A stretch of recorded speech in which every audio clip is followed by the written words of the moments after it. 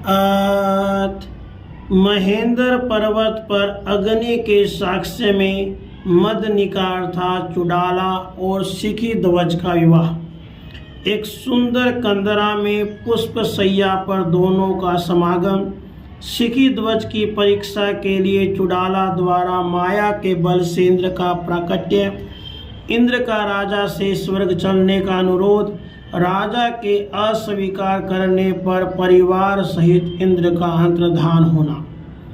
श्री वशिष्ठ जी कहते हैं, श्री राम उसके कुछ ही दिनों के बीतने के बाद कुंभ रूप धारणी सती चुड़ाला अपने स्वामी राजा शिखी ध्वज से इस प्रकार बोली, कमल पत्र सदृश नेत्रों वाले महाराज, मेरी यह बात सुनिए।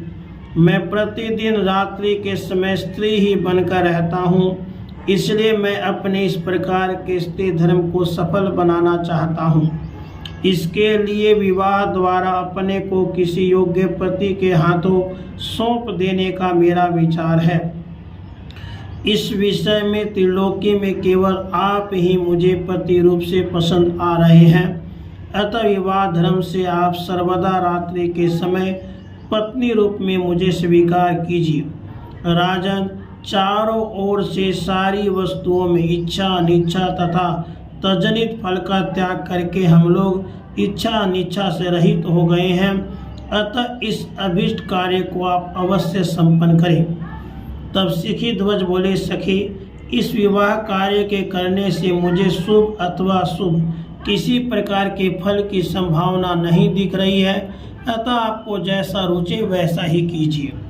कुंभ ने कहा, महिपाल, यदि ऐसी बात है तो आज यह सार्वण मास की पूर्णिमा है, अतः आज ही शुभ लग्न है, क्योंकि कल ही मैंने विवाह संबंधी सारी गणना कर ली थी। महाबाहो, आज रात में संपूर्ण कलाओं से परिपूर्ण निर्मल चंद्रमा के उदय होने पर हम दोनों का विवाह होगा। राजन, उठिए और हम दोनों वन के भीतर से अपने विवाह के लिए चंदन और पुष्प आदि सामग्री एकत्र करें। यूँ कहकर कुंभ उठे और राजा शिखी ध्वज के साथ साथ पुष्पों के चुनने तथा सामग्रियों के संचय करने में जुट गए। इस प्रकार एक सुंदर गुफा में सारी विवाह सामग्री जुटाकर वे दोनों प्रेमी मित्र मंदाकिनी नदी में स्नान करने के लिए चले गए। वहां नहा धोकर उन लोगों ने देवताओं, पितरों और ऋषियों का पूजन किया, क्योंकि जैसे उन्हें क्रिया जनित फल की इच्छा नहीं थी, उसी प्रकार शास्त्र विहित क्रिया का त्याग उन्हें पसंद नहीं था। उसके बाद कल्प वृक्ष के उज्ज्वल वर्ण के वलकल वस्त्र पहनकर फल खाकर वे दोनों क्रमशः विवाह स्थान पर आए। फिर सूर्यास्त होने पर उन्होंने संध्या वंदन की विधि पूरी की और मंत्र जप तथा अगमर्शन आदि भी किया। इतने में ही कुंभ स्त्री रूप में परिणत हो गए। तब वे सोचने लगे कि यह वधू तो मैं बन गया, अब मुझे अपना शरीर वर को दे देना चाहिए, क्योंकि समयोजित कृत्य का पालन अवश्य करना चाहिए।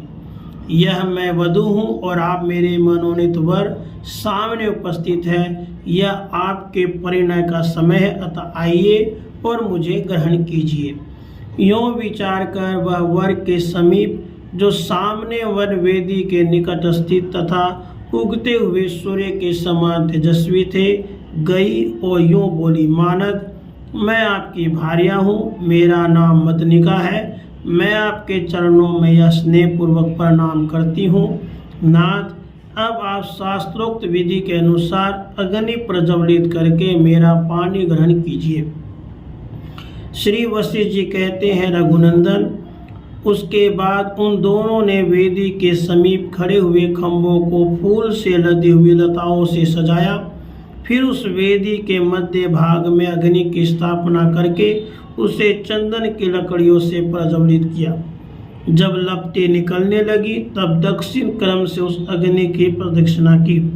उसके बाद उस अग्नि के सामने पल्लव के आसन पे वे पूर्वाभिमुख हो दोनों आसीन हो गए। उस समय उन दोनों वर वधू की अद्भुत शोभा हो रही थी। फिर शिखी ध्वज ने उठकर स्वयं उस कांता मदनिका का पानी ग्रहण किया। उस समय उस वन में उन दोनों की परस्पर शिव पार्वती के समान शोभा हो रही थी। फिर उस मंगल स्वरूप दंपति ने उस अग्नि की प्रदक्षिणा की।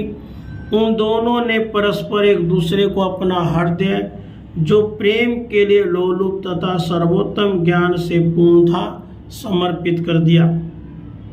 उन्होंने अग्नि की 3 बार प्रदक्षिणा की और उसमें लाजा होम किया। इस प्रकार समान रूप से संतुष्ट हुए वर वधू ने एक दूसरे द्वारा पकड़े गए अपने हाथ को छुड़ा लिया। उसके बाद उन दोनों प्रेमियों ने वहां से उठकर एक सुंदर कंदरा में, जिसका उन्होंने पहले से ही स्वयं निर्माण कर रखा था और जिसमें चमकीले दीपक जल रहे थे, प्रवेश किया। वे दोनों पुष्प सैया पर बैठ गए। फिर तो परस्पर प्रेम भरे तरह तरह के मनोहर वाग विलासों से, सम्या उचित आलिंगन आदि कृत्यों से, प्रेम युक्त व्यवहारों से तथा नए नए सुख उपभोग से उस उत्तम दंपति की वह लंबी रात एक मुहूर्त के समान बीत गई। रघुकुलभूषण राम, इस प्रकार वे दोनों कुंभ और शिखी ध्वज उस महेंद्राचल की गुफा में स्वयं विवाहित होकर देवतुल्य परम प्रेमी दंपति बन गए। दिन में तो वे परम प्रेमी मित्र बन जाते थे और रात में प्रिय पति पत्नी हो जाते थे। परवा और दीपक की तरह वे परस्पर घुले मिले रहते थे, अलग तो कभी होते ही नहीं थे। इस प्रकार जब धीरे धीरे कुछ मास व्यतीत हो गए, तब देवपुत्र का स्वरूप धारण करने वाली चुड़ाला ने विचार किया, अब मैं नाना प्रकार के उत्तम उत्तम उपभोगों द्वारा राजा शिखी ध्वज की परीक्षा करूंगी, जिससे इनका चित्त कभी भी भोगों में अनुरक्त नहीं होगा।